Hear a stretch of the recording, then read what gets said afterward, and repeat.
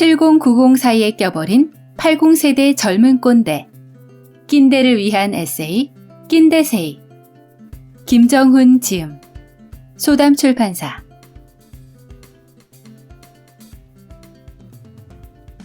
(1980년대에) 태어나서 88 올림픽을 아주 어렴풋이 기억하고 국민학교를 입학해 초등학교를 졸업한 세대. 급식도 도시락도 먹어본 세대. 스마트폰과 인터넷, 마을버스와 메타버스까지 한꺼번에 경험한 세대. 낀대여, 힘을 내자. 우린 고인물보다 낫지 않나. 오히려 고이지 않기 위해 끊임없이 움직이고 있는 것 아닌가. 요즘 아이들이 갖고 노는 액체 괴물처럼 그렇게 다양한 형태로 여전히 변할 수 있음을 인지하는 것부터 시작하면 된다. 안녕하세요, 힐링보이스입니다. 오늘은 70년대와 90년대 사이에 끼어 이러지도 저러지도 못하는 80년대생 낀대들에게 보내는 편지입니다. 저도 80년대생이거든요. 아니, 정확히는 1980년생이랍니다. 그것도 빠른 80이라 때로는 70년대에 끼었다가 때로는 80년대에 끼었다가. 그런 제가 정말 80년생 낀대가 아닐까 싶네요. 그래서 그런지 이 책이 저에게는 너무나 가깝고 정답게 다가왔어요. 우리는 분명 어른들에게 또는 선배들에게 이러이러하게 살아야 한다라고 교육을 받았는데요. 후배들에게는 실상 그렇게 살아야 한다고 말할 수 없는 애매한 포지션이 되어버렸어요. 야근이나 회식에 관해서도 그렇고 워라밸에서 뭐가 중요하냐 하는 문제도 그렇고요. 때로는 쿨한 척하면서도 실상은 꼰대짓하는 낀대가 되어버린 거죠. 이 책을 쓰신 김정훈 작가님도 1984년생이라 그런지 7090 사이에서 많은 어려움을 겪으셨나 봐요. 이렇게 낀대의 서러움과 원한을 책에 담은 걸 보면 말이에요. 80년대생 분들이 이 책을 읽으시면 아마도 웃다가 울다가 박수치면서 맞아 하면서 저처럼 공감과 위로를 받으실 수 있을 것 같아요. 여러분에게도 그런 시간이 되시기를 바라면서 책의 일부를 읽어드리겠습니다.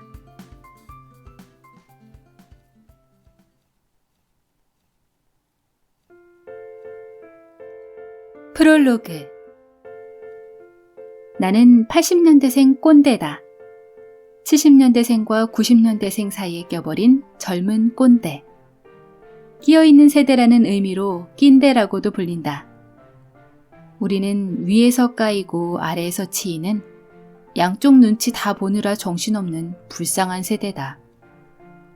프랭크 시나트라의 마이웨이가 노래방 18번인 김부장도 아니고 나 홀로 칼퇴하느라 김부장 노래를 한 번도 못 들어본 신입도 아닌 애매한 세대. 디지털과 아날로그, 온라인과 오프라인, 본캐와 부캐, 공교육과 사교육, 두 진영의 기압차가 만드는 치열한 소용돌이 속에서 살아남으려 아등바등한 세대. 어느 쪽에 더 가까이 의탁할지 눈치 보느라 정작 나 자신은 제대로 쳐다보지 못한, 해야 할 일은 잘 알지만 하고 싶은 일은 잘 모르는 80년대생. 중간만 하는 게 최고라는 말을 듣고 자라 진짜로 중간에 껴버린 80년대생. 우리는 왜 낀대가 되어버린 걸까? 80년대에 태어난 게 무슨 죄길래?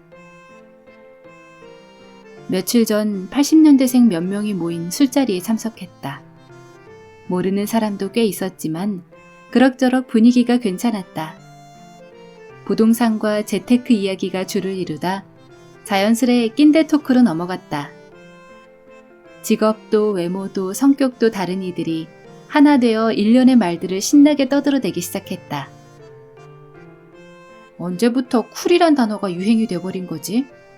다들 쿨몽둥이를 맞지 못해 난리야 난리. 요즘 랩들도 봐. 전부 다 쿨해.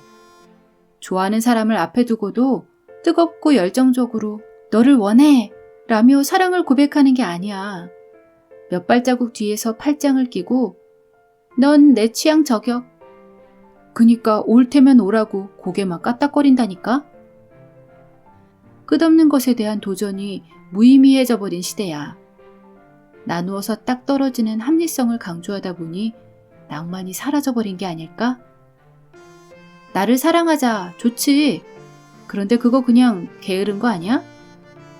맞아. 이런저런 역할 갈등에 엮이기 싫은 귀찮음이지. 가만히 누워 자면서 난 지금 나를 사랑하고 있는 명상 중... 뭐 이런 거? 하하. 꼰대의 잔소리에 피곤함보단 애틋함을 느낀다. 꼰대가 아님을 부정하는 것보다 꼰대임을 인정하는 게 편하다. 열정을 외치는 개그맨을 보며 묘한 카타르시스를 공유하고 술자리 안주로 자신을 희화화한다. 그래, 나는 꼰대지. 라는 자학 개그를 펼치는 우리는 우는지 웃는지 모를 표정의 조커다. 센스 있는 피에로라 생각하지만 남들이 보기엔 무시무시한 조커. 내 웃음이 누군가에겐 위협이 되는 그런 조커. 노래방 분위기를 띄우는데 그룹 쿨의 노래밖에 떠오르지 않는 건 어쩔 수 없대도 어울리지도 않는 쿨한 미소를 따라짓는 건 그만둬야 할 텐데 그게 쉽지 않다. 늙은이 아닌 젊은이란 수식어가 붙는 꼰대임이 어디냐며 위안으로 삼는 것 자체가 이미 상당히 꼰대스러운 줄도 모른다. 그래도 우리 낀대는 기존 꼰대와는 다르다. 쿨한 것에 관심 없는 70년대생도 아니고 정말로 쿨한 90년대생도 아니다.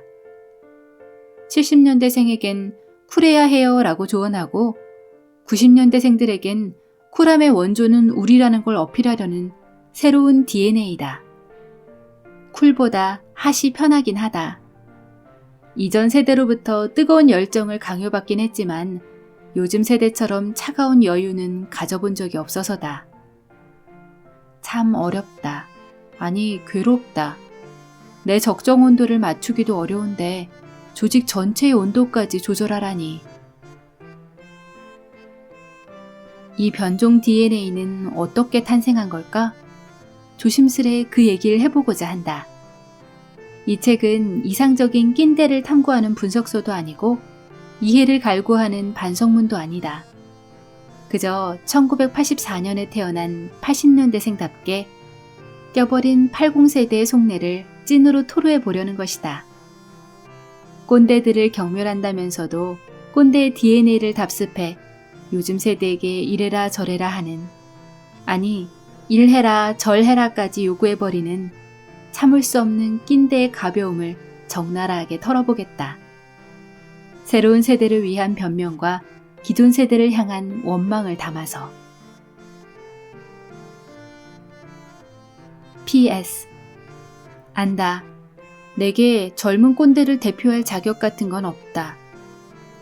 나는 다분히 주관적 요소들로 만들어진 인간이므로 내 삶을 토대로 내 세대를 설명하는 건 월권행위가 분명하다. 뭐 상관없다. 그 애매한 월권행위 역시 80년대생 낀대의 대표적인 특징이니까.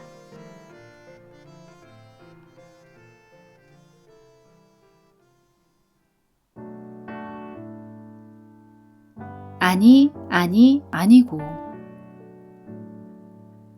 일단 이건 내 의견은 아니니까 그걸 먼저 알아둬.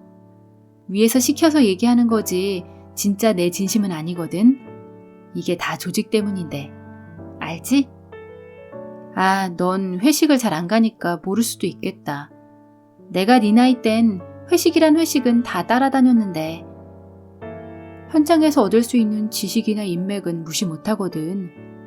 아니, 그걸 강요하는 건 아니고 그게 좀 아쉽다는 거야. 널 아끼는 선배로서.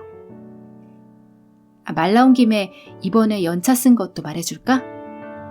아무리 연차 쓰란 말을 해도 사실 위에선 안 쓰길 바라거든.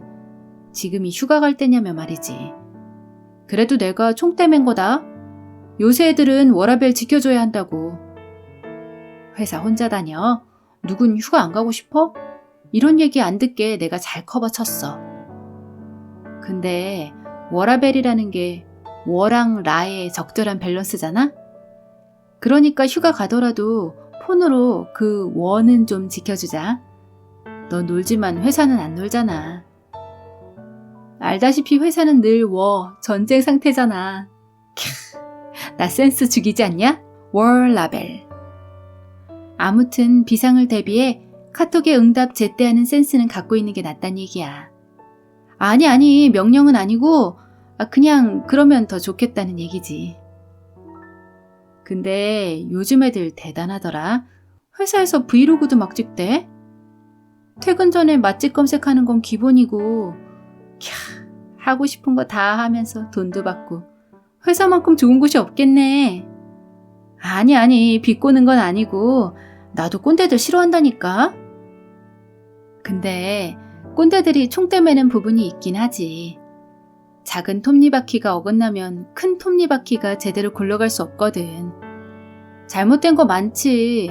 근데 그거 모르고 입사한 거 아니잖아, 우리. 그런데 그래서 결국 참고 견디는 거지. 원래 싱싱할수록 더 빨리 상하는 법이거든. 디자인에 신경 안 쓴 물건일수록 잔 고장이 적고. 근데 솔직히 말하면 난 요즘 애들 좀 이기적이라고 봐. 무책임이랄까? 자기 거 챙기고 진짜 나를 찾자는 거 다 좋다 이거야. 근데 진짜 나 이전에 집단에서 역할이라는 게 있잖아. 자유를 호소하기 전에 책임감부터 생각해야 하는 거잖아. 난 그게 그냥 게으른 거라고도 생각해. 여러 역할의 옷을 껴입기 싫은 거지. 아니, 너 얘기하는 게 아니고 그냥 요즘 세대, 요즘 애들. 나 때는 말이야, 입기 싫어 미칠 것 같은 옷도 입어야 했어. 한여름에 오리털 패딩? 한겨울에 반팔? 입으라면 입었지. 그러니 체력이 길러진 거야. 인내심, 끈기, 견디는 내성. 아니, 지금 너한테 그런 걸 입으라는 얘기는 아니고. 꼰대들은 이런 조언 해주지도 않는다? 난 그래도 너희랑 비슷한 세대니까 공감 능력이라도 있는 거야. 난 네 편이다. 알지? 담배 같은 것도 하지 마, 임마. 몸에도 안 좋은 걸, 자식이. 직장 생활은 결국 이 체력이거든, 체력. 근데 담배 하나 있냐? 아니, 내가 힘들다는 건 아니고.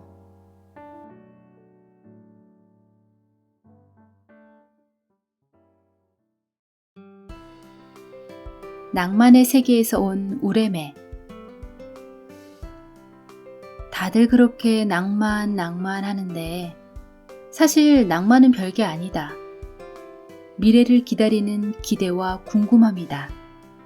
마침표가 아닌 물음표다.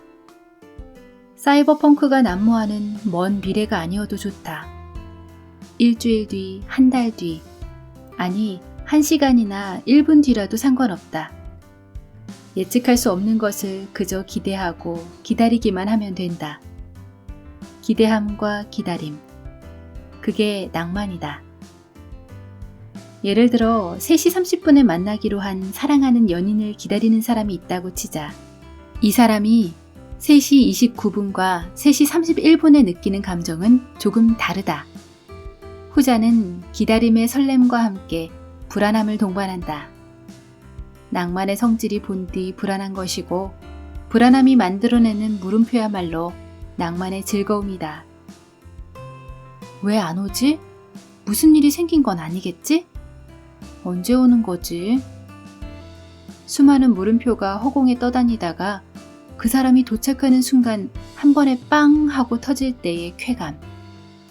계산 가능한 성공이 아닌 이루어지지 않을 것만 같은 것이 이루어졌을 때의 성취감. 일주일 뒤에 방영될 드라마 줄거리를 기대하는 것도 일종의 낭만이다. 요즘의 OTT 플랫폼은 한 번에 드라마를 정주행할 수 있게 하지만 전통적인 TV는 달랐다. 다음 에피소드를 기다리는 일주일간의 기대와 설렘이 있다. 이야기를 궁금해해야 한다는 불안함과 불편함이 있긴 하다. 한데 그 고통이 바로 낭만의 진수다. 낭만은 그저 아름다운 것만이 아니라 노력과 기다림에서 오는 불편함을 동반해야 한다. 고생 끝에 낙이 온다는 말이 있듯이 낭만이 아니라 고생을 포함한 그 일련의 과정 전체가 낭만인 것이다. 극대화한 낙의 즐거움을 위해 고생을 안배해야 한다는 건 조금 변태스럽긴 하다. 그래도 그 고생은 진실과 정성이다. 티끌이 모여 태산이 될 수 없음에 좌절하는 게 아니라 낭만은 티끌을 정성스레 모으다 보면 태산이 있는 곳에 다다를 수도 있게 될 거란 기대감이다. 이런 낭만을 더 이야기해 볼까? TV보다 더 심한 기다림의 매체가 라디오다. 나 역시 라디오에 보낸 사연이 당첨되길 기대하며 종종 밤잠을 설쳤다. 당첨 선물이 제대로 도착할지 그건 역시 마음을 졸였다. 지금이야 기프트 카드를 팡팡 쏴주는 시대라지만 그땐 당첨 선물을 내 눈으로 확인하기 전까진 온전한 당첨이 아니었기 때문이다. 그 기다림의 순간에 또 다른 낭만이 깃들기도 했다. 내 이름이 불린 라디오 방송을 녹음해 테이프가 늘어날 때까지 듣고 또 들었다. 신청곡이 언제쯤 나올지 몰라 2시간 내내 라디오에 집중하던 그 시절. 나는 월간지 애독자이기도 했다. OTT에서 TV로, TV에서 라디오로, 이젠 라디오에서 월간지까지 추억하며 이야기하는 걸 보니 확실히 라떼를 좋아하는 낀데라는 생각이 문득 들지만 아무튼 보물섬과 IQ 점프, 소년 챔프 같은 만화 잡지부터 시작해 게임피아라는 게임 잡지까지 전부 구독했던 기억이 난다. 편집부에 보낸 엽서가 당첨되길 바라며 다음 달 월간지의 뒷면을 꼼꼼하게 살폈다. 이건 복권을 사고 1등 당첨을 기다리는 것과는 좀 다르다. 당첨의 크기가 아닌 당첨 그 자체에 대한 갈망이기 때문이다. 지금이야 SNS로 마음껏 나를 알리고 댓글과 좋아요를 받으며 타인에게 인정받고 싶은 욕구를 해소할 수 있지만 그땐 그런 게 없었다. 심지어 기성세대의 리드에 충실히 따르던 때가 아닌가. 라디오와 월간지가 선사하는 간택이야말로 나의 진심 어린 노력이 인정받는 황홀한 순간이었던 거다. 그때 처음 받은 선물이 외계에서 온 우레메라는 영화 VHS 테이프였다. 보물섬이란 만화 잡지의 응모에서 받았는데 당시 내 보물 1호가 됐다. 우레메는 은발의 외계인 데일리와 빨간색 유니폼의 에스퍼맨이 우주 악당을 물리치는 이야기로 연구 아저씨 심영래가 만들고 직접 주연까지 하신 근현대 최초 히어로물이다. 지금은 빨간 슈트의 히어로라 하면 로버트 다우니 주니어의 아이언맨을 떠올리지만 그땐 에스퍼맨이 최고였다. 수차례 옆구르기에 매번 실패하다 결국 성공하여 멋지게 변신한 모습으로 악당을 물리치던 찐 히어로 에스퍼맨 아저씨. 우리 80년대생 역시 그렇게 끊임없는 옆구르기 중이다. 앞뒤 사이에 껴 구를 수 있는 방향이 옆밖에 없다. 허리를 잘 지켜야 하는데 허리 디스크가 걸릴 지경이다. 에스퍼맨이든 뭐든 좋으니 언젠가 히어로로 변신할 그날을 꿈꾸며 오늘도 구르고 구르는 우리 낀데 낭만을 꿈꾸는 80년대생들.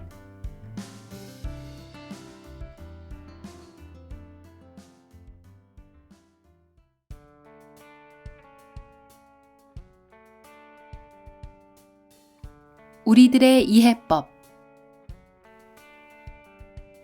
이해는 인간이 할 수 있는 가장 고차원적인 소통법이다. 관용과 포용, 사랑과 용서, 그 모든 것의 바탕이 된다. 하지만 그 어려운 걸 누구도 가르쳐주지는 않는다. 선생님인 친구를 포함한 몇몇 낀대들과 밥을 먹다가 어김없이 세드론이 대두됐다. 요즘 애들은 참 이해하기 힘들다는 얘기가 줄을 이뤘다. 마침 스승의 날 근처였기에 수다는 옛날 담임 선생님들에 대한 일화로 이어졌다. 쇠바다를 들고 다니던 캡틴이란 별명의 체육선생님, 자고 있는 아이 구렛 나루터를 무자비하게 뽑고 젖꼭지를 꼬집던 기술선생님, 선생님 중에 선생님이라고 생각됐던 수학선생님, 알고 보니 엄청난 촌지를 받았다던 국어선생님까지. 그러다 누군가 이런 얘기를 꺼냈다. 옛날 선생님들도 우리를 이해하고 싶다는 고민을 하긴 했을까? 제자를 향한 스승의 사랑 말고 한 인격체와 인격체 사이의 그런 이해. 선생님은 우리가 부모님 다음으로 만난 어른이다. 하지만 부모님보다 더 무서운 어른으로 그림자도 밟지 말아야 했던 존재다. 어른 중에서도 더 완벽한 어른이었고, 그래서 선생님이라는 단어는 단어 자체로 건드릴 수 없을 만큼 완벽한 성체였다. 그 말인즉슨 선생님이라는 어른은 아이를 올바르게 성장시켜야 한다는 막대한 사명을 떠맡고 있었다는 거다. 그 사명감과 책임감만으로도 부담스러웠던 당시 분위기에서 학생들을 개별적인 인격체로 이해한다는 게 가능했을까? 야구 빠따와 당구채로 허벅지가 터져라 맞던 시절, 군대처럼 엄격한 두발 규제까지 하던 시절이다. 심지어 학생 수도 지금보다 많아서 한 반에 좋기 50명은 넘었다. 그 많은 학생을 무탈하게 졸업시키는 것만 해도 대단한 일이었다. 그러니 적극적인 이해보단 강력한 법과 규제를 가까이 할 수밖에 없었으리라. 그때는 아이와 어른이 동등한 인격체가 될 수 없었다. 우리가 어떤 일이 발생한 근거를 설명하는 건 언제나 변명으로 여겨졌고, 논리와 생각을 뚜렷하게 전달하는 학생은 말대답 잘하는 아이로 치부됐다. 그렇게 우리는 스스로 세상을 배워나가기보다 배움을 주입당해버렸다. 어른들 눈에 비치는 아이란 그저 미완성의 인간일 뿐이었기 때문이다. 함께 세상을 만들어 나가는 주체가 아니라 만들어 놓은 세상을 잘 채우는 것도 힘들어서 늘 도망치려 하는 존재. 어른이 만든 시스템에 그저 불만 가득한 요즘 것들.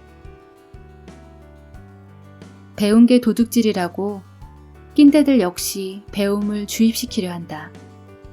그것이 참된 어른의 역할이라고 학습한 관성 때문이다. 그나마 옛세대보다 조금 나은 게 있긴 하다. 완성되지 못한 것들에 대한 이해다. 완성이란 건 불가능한 세상임을 잘 알고 있으므로 완성되어가는 과정 자체에 대한 존중은 할 수 있다. 그래도 이해는 참 어렵다. 오죽하면 이해는 가장 적나라한 오해라는 말까지 있을까. 그런데 잠깐, 이런 낀대들은 누가 제대로 이해해 주는 거지? 우린 여전히 이해가 고프다.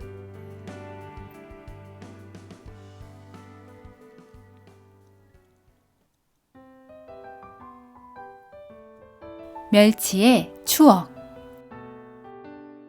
요즘엔 개그맨보다 더 재미있는 일반인이 많다.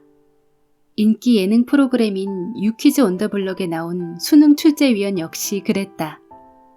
입담이 좋아 한참을 웃으며 봤다. 그중 기억에 남는 건 부인에게 받은 멸치 한 봉을 들고 합숙소에 들어온 출제위원 얘기였다. 심심할 때 멸치 똥이나 따라고. 문득 취업 준비를 하던 때가 생각났다. 이력 소설을 쓰다 지쳐 침대에 누워있는데 창밖에서 멸치 장수의 목소리가 들려왔다. 멸치는 남해안 멸치, 남해에서 올라온 멸치 싸게 팝니다. 쌉니다, 싸. 멸치는 0에서 200m 정도의 얕은 수심에서 생활한다. 몸집은 작으나 생김새가 늘씬하다. 볶음뿐 아니라 회나 조림을 해도 상당히 맛이 좋다. 비린 건 멸치의 단점이 아니다. 사람의 코가 문제다. 망망대해를 자유로이 헤엄치다 냄비 속 찰랑거리는 물에 담겨 전력을 다해 육수를 우려내곤 그렇게 마지막 남은 생기 한 방울까지 탈탈 털린 후 싱크대 수채구멍에 처박혀버리는 멸치의 삶을 상상했다. 쌉니다, 싸. 한 박스에 5,000원, 두 박스에 7,000원. 떨이로 가져가세요. 잘 관리된 수도도 아닌 스티로폼 박스에 갇혀 심지어 파격 할인까지 해서 팔려버리는 멸치의 서러운 삶이라니. 취준생, 아니 누군가의 마음에 들기 위해 노력하는 모든 멸치들이여, 파이팅! PS. 사회에 지지고 볶여 물엿에 딱딱하게 굳어진 멸치볶음 낀대들도 단물 짠물 다 빨아내고 쓴물만 울컥울컥 토해내고 있는 육수 낀대들도 파이팅!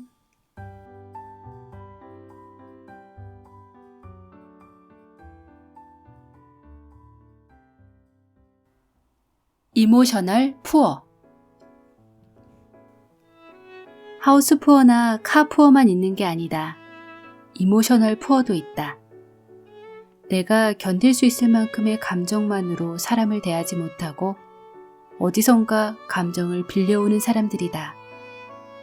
지나치게 자신을 믿고 감정적인 무리를 해가며 사랑을 하고 사람을 만나는 사람들. 당연히 상대방은 함께 갚을 책임도 의무도 없다. 사랑하는 연인이 오늘 데이트를 할 때 쓴 돈이 설마 빌린 돈이라고 생각하는 사람이 얼마나 있으랴. 감정도 마찬가지다. 잘 베푸는 사람을 보면 그것이 그 사람의 여유라 생각하지 빚이라 생각하는 건 쉽지 않다. 그렇게 기대치는 늘어나고 빚쟁이는 그 기대치에 부응하기 위해 또 다른 빚을 낸다. 감정의 빚은 생각보다 이자가 높다. 결국 감당할 수 없을 때가 되어 파산을 선언하면 상대도 나도 당황스러운 결과를 맞이할 뿐이다. 이제 와서 누굴 원망하겠는가.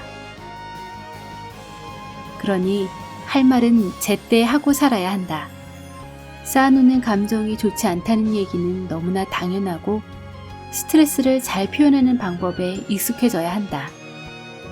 그래야 내가 말하고 싶은 것에 엑기스만 잘 뽑아 경제적인 소통을 할 수 있다.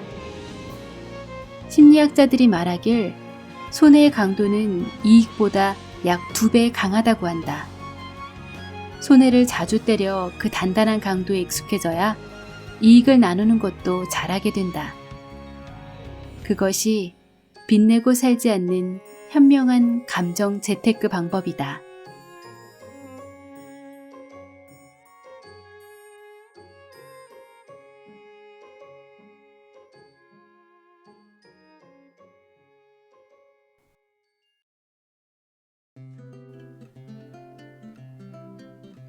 네, 우리 낀대들은 이전 세대보다 한층 부유해진 시대에 살아서 부모님의 보살핌도 많이 받고 온실 속에서 자란 세대이지요.